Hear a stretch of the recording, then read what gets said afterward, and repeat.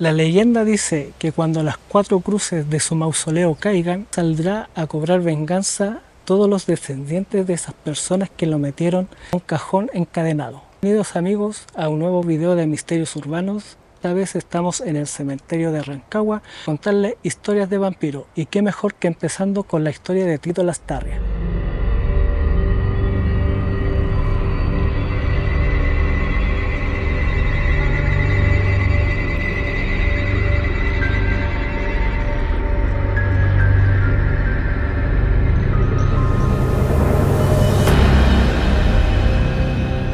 Acá en el mausoleo de Tito Lastarria, que es de color amarillo y muy fácil de ubicar, apenas tú entras al cementerio ya lo puedes divisar. La gente viene a pedirle favores como si fuese una animita más. Pero, ¿qué hay acá? ¿Qué historia se cuenta sobre Tito Lastarria? Bueno, Tito Lastarria es considerado un vampiro. ¿Por qué? Porque a Tito, cuenta la historia, la leyenda, él era una persona que frecuentaba lugares, que hacía préstamos, que con la condición de ese préstamo tú tenías que dejar como parte de pago tu alma. También se cuenta de que Tito era, bueno, el vampiro que todos conocen, y como que el pueblo en esa época, aparte de que lo consideraban una mala persona algunos, a Tito se le hizo como un linchamiento y encadenado lo pusieron en un ataúd y lo vinieron a dejar acá al mausoleo, que se dice que él habría mandado a construir. La gente que dejó a Tito encerrado acá se encargaron de dejar 4 cruces como guardia de este vampiro, en las cuales se han caído 3, quedando solamente una. Y se dice que cuando caiga la 4ª, él saldría de su tumba a cobrar venganza de todo lo que le hicieron a Tito, obviamente, a cobrar venganza de toda esa gente de los familiares ya en este caso, de lo que los dejaron acá. La verdad de la historia es que Tito falleció y murió joven. Él era un médico, estuvo trabajando obviamente, y él falleció allá en Putaendo. Y también se dice que él estaría enterrado allá. Ahora la gente confunde a Tito con su padre. Lisandro Lastarria, padre de Tito, es el que realmente, el de las malas mañas, podríamos decir. Él era el prestamista, él era el que andaba con ropa oscura, el que no salía de día, solamente salía de noche, frecuentaba casas de remolienda, y de ahí viene la verdadera historia de este vampiro. Lo que pasa es que al pasar los años, cuando murió el señor Lastarria, él fue el que mandó a construir este mausoleo, y él después no se sabe si se trajo a Tito a este mausoleo. De ser así, Tito tendría que estar acá. Pero gente que ha entrado ha dicho que ha visto la tumba, y sí ha visto que hay una tumba que está encadenada. ¿Pero qué pasó? ¿Por qué esa tumba está encadenada? Esto se debe a que cuando murió Tito Lastarria, y él murió en plena época de donde estaba la enfermedad de la tuberculosis, él al fallecer, y como estaban en estado de pandemia, pusieron el cuerpo y lo amarraron con cadena, obviamente para que nadie lo abriera por el tema de la tuberculosis. Entonces podríamos decir que de ahí viene el mito de que Tito era un vampiro. Pero como les dije anteriormente, las acciones eran las del padre. El padre era la mala persona en esta historia. Pero en la década del 50 y 60, la gente venía a pedirle favores, sobre todo las prostitutas, con el debacle de la minería acá en Rancagua, y venían a pedir favores a Tito para que la bonanza acá en la región fuera mayor. Obviamente acá se vive de la minería en algunos sectores, y de ahí que empezaron a decir que Tito era el vampiro, cuando la realidad de la historia es que sería el papá del vampiro. Esto es solamente un mito que se fundó a través de que cuando llegó Tito al cementerio venía el cajón con cadena. Por eso la gente empezó a decir que él era un vampiro. ¿Será verdad? ¿Será mentira? Eso solamente lo dirá la historia más adelante.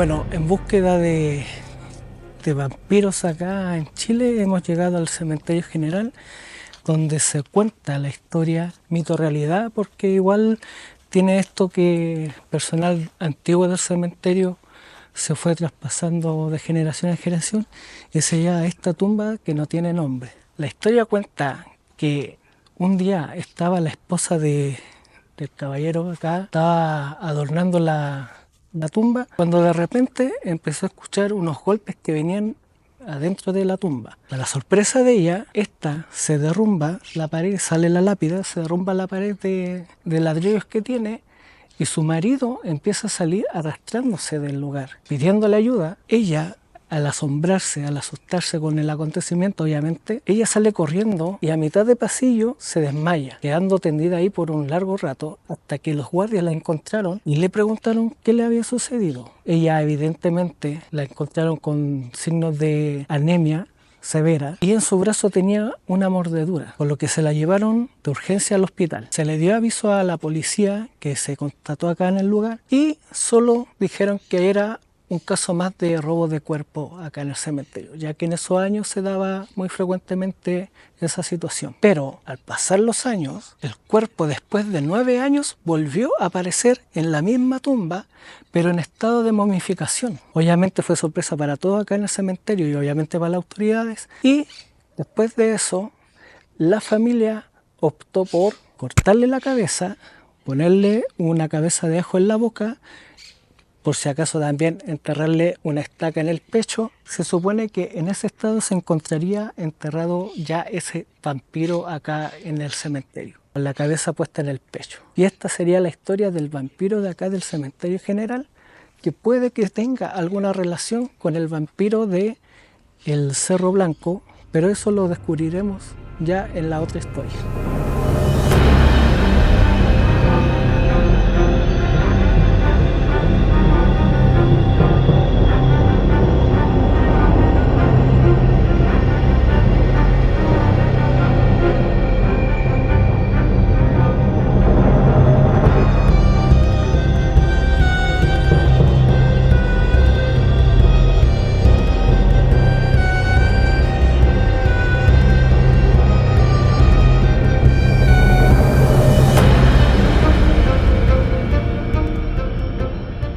Siguiendo nuestro recorrido acá en la comuna de Recoleta, llegando acá al Cerro Blanco, extraemos la siguiente historia del libro Guía Mágica de Santiago, escrito por César Parra, en la cual relata la historia de una joven que trabajaba como empleada doméstica, el cual era casada con un carretonero. En esta casa ella conoce al hijo de la familia y se enamora de ella, provocando la separación con su marido. Su marido, al no aguantar esta traición, se suicida pegándose múltiples puñaladas y así fue encontrado en su hogar. Pasado el tiempo, esta mujer con el hijo de la familia forman una relación y este joven tenía que viajar a Copiapó a hacer unos ejercicios militares, el cual la mujer le preparó las maletas y esa noche ella sintió una presencia. En un pasillo vio a una persona y la siguió. Esta persona la tomó y la llevó acá al Cerro Blanco para llevarla a la cima de este. En el transcurso, cuando ellos estaban arriba viendo la noche,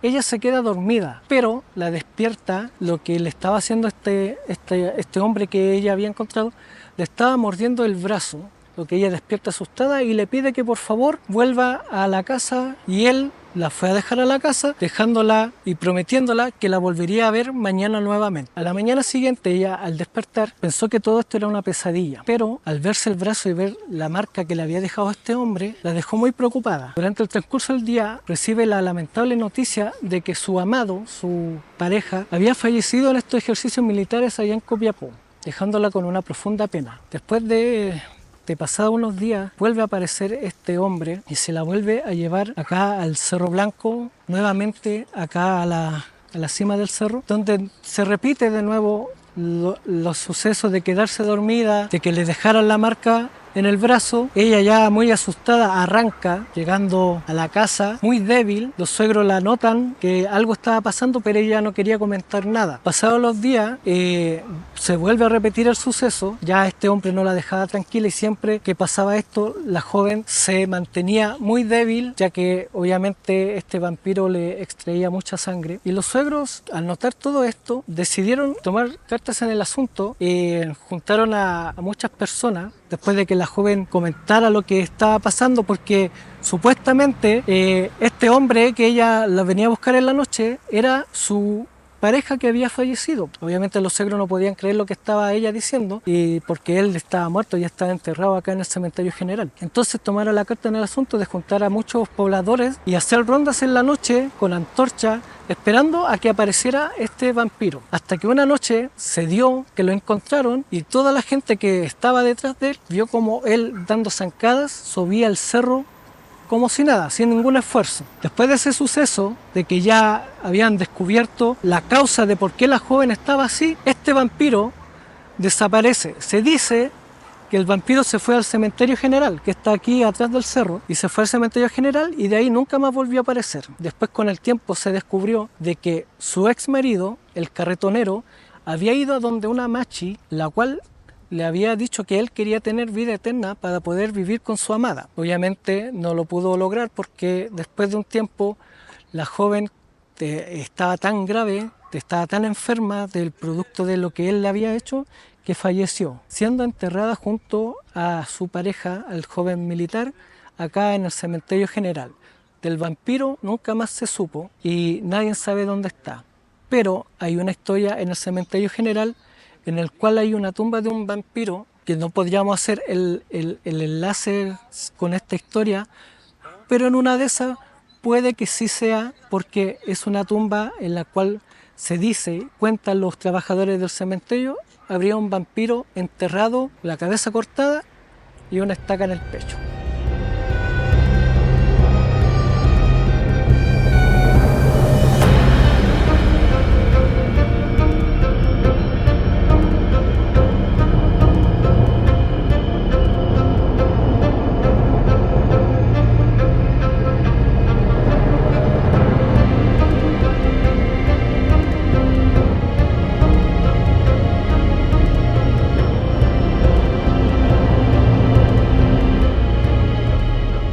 Siguiendo el recorrido de la búsqueda de los vampiros, saltamos acá al cementerio católico, donde encontramos la tumba de José Vargas, que él falleció en el año 1899 y que era oriundo de San Felipe. Allá se era conocido porque supuestamente en historias de vampiros de antiguos de acá de Chile, él tenía una afición con la sangre. A él se le conocía como que era un vampiro por el hecho de que allá donde era oriundo, la gente lo conocía por su afición a la sangre, y también se contaba de que muchos animales que colindaban a su terreno aparecían con mordeduras de vampiro, en este caso. Y él, al fallecer, fue enterrado acá en el cementerio católico, donde está su tumba, se lo dedica a su hija, y en él podemos observar cómo muchos símbolos asociados al vampirismo están pegados en su tumba, como por ejemplo los ajos. Muchas personas que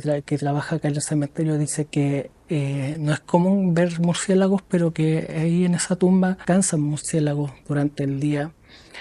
También tenemos una figura donde sale la cara de Cristo, donde arriba salen unas estacas con un martillo. Y lo más curioso de todo esto es que supuestamente en el año 1995, se exhumó el cuerpo de Vargas, pero el cuerpo no estaría en su tumba.